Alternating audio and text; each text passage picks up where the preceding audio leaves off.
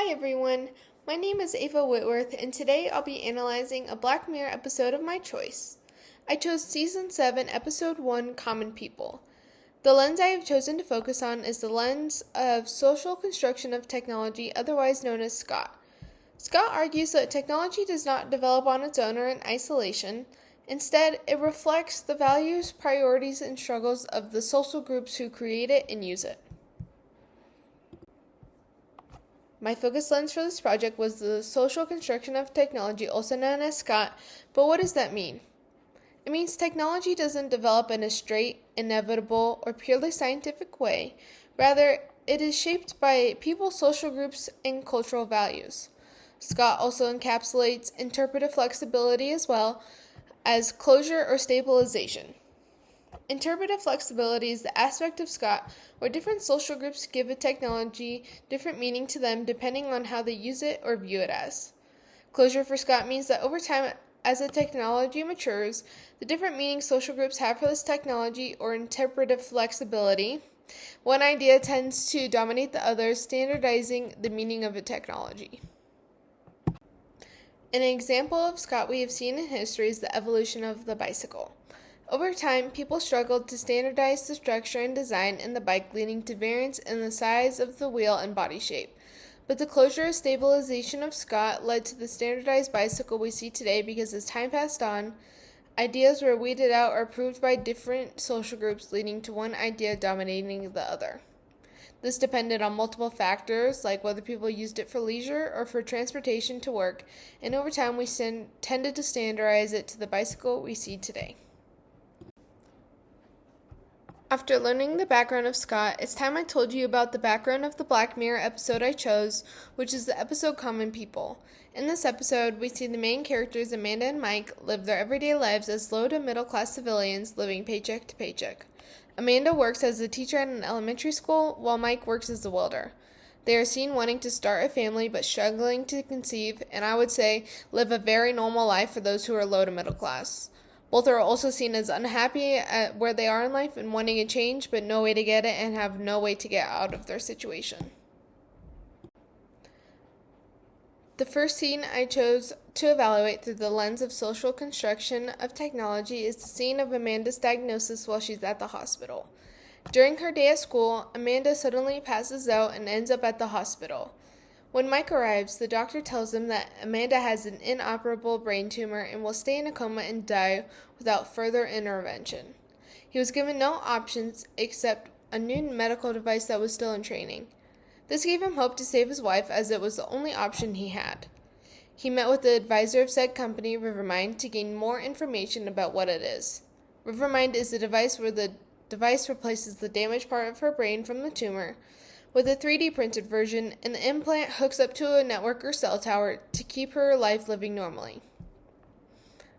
It also came with special perks like enhanced senses and even the ability to gain certain characteristics like having a special skill in tennis or being able to run like an Olympic athlete. But with everything great, there must come downsides.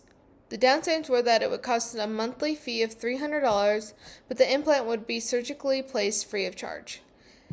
Amanda would also need to sleep around almost 10 hours every night. Mike feels that like he has no choice but to save his wife and pay the monthly fee of $300 that he already cannot afford. This couple would see this as a life-saving procedure and a hope of survival to continue to live their lives and eventually start a family. However, Rivermind sees them as just a profit and there is no personal relationships or feelings towards this couple or any other couple that would use this device. Scott would describe the implant as having different meanings to the social groups that use it, as people who are in need of this life-saving procedure seeing it as a second chance at life, but on the contrary, people who just sell it just see it as another way to take advantage of people and a way to make a huge profit and use different tactics to make people fall for it. Interpretive flexibility is in action as people give this company and product different meanings to how they use them and what this device means to them, like Rivermind and Amanda and Mike. The second scene I have chosen to analyze is the one where the advisor shows 3 different subscription tiers, each with a hefty cost, not including the $300 a month price. Mike and Amanda originally met with the advisor because their quality of life was tanking. As more time went on, the quality of the product went down, and that meant more time that Amanda had to be asleep for the product to recharge. This meant that Amanda spent most of her life sleeping, while Mike slaved away at work and had to find other ways to make a secondary income just to live a miserable life. If they kept the lowest tier, Amanda wouldn't be allowed to leave their home or city due to there not being cell towers available to let her implant work, and she would spend the rest of her life basically sleeping. There was also the downside of her spewing ads at the most inconvenient times. The advisor for Rivermind pretended to care about their situation, but ultimately just said if you don't want to live like that, you have to pay premium prices just for a normal life. The couple started to see how this product is not life-saving, but instead just punishes those who are poor and who are in need.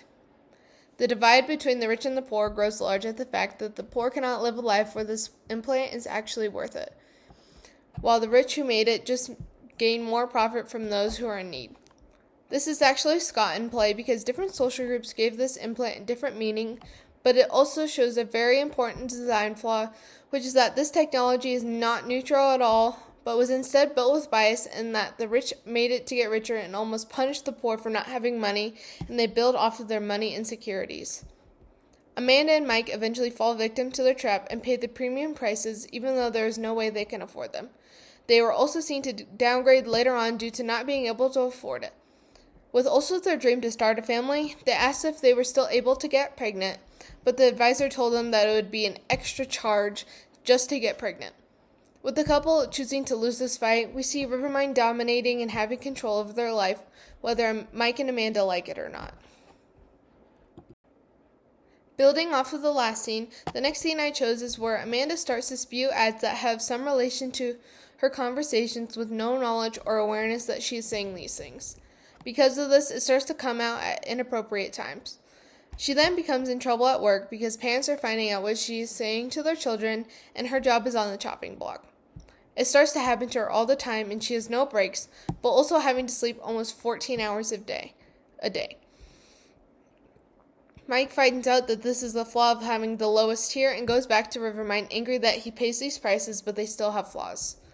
Instead of Rivermind having compassion over their situation, they say it is an optional feature of the lowest tier, and if they want to get rid of it, it is another $700 charge plus the $300 one already. The poor are turned into advertising platforms and turned inhumane to the company because without money, they are seen as just devices.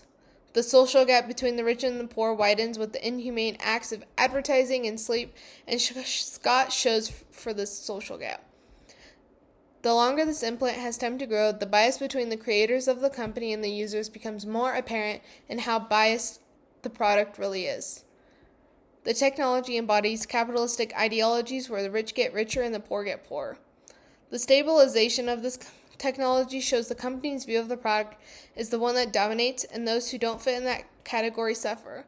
This suffering led to Amanda ultimately making Mike end her life while she was not there, or rather in the middle of an ad, so they could escape this horrible life they lived in. They felt as if they had no choice and would never be happy again.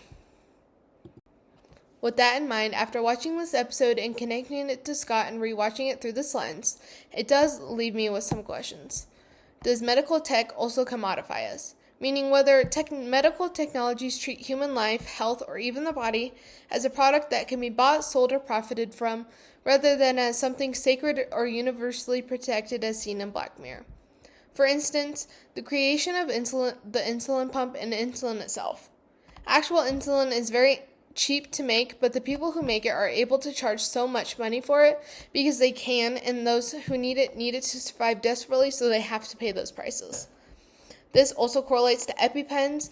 I have to use an EpiPen due to an anaphylactic allergy, but I cannot afford the $200 a year for something that I might need, and it expires within a year. So I have to just not buy it and save money and hope I don't need it. Another question is, who controlled the terms of survival? The company or the consumer? Again, with medical devices like an insulin or an EpiPen, who does control the terms of survival in those cases? Also, how many times have you upgraded a technology or something to a better tier to have a better quality of life? This being like paying for extra storage or Spotify Premium to have no ads. Overall, Black Mirror has done a great job showing how technology is socially constructed in this episode. It shows the gap between the rich versus poor and how Rivermind prioritizes profit over patience. Common People, the episode I chose, does a great job of critiquing capitalistic control over life and of life itself. I hope this influences you to watch this episode through the lens of Scott, the social construction of technology.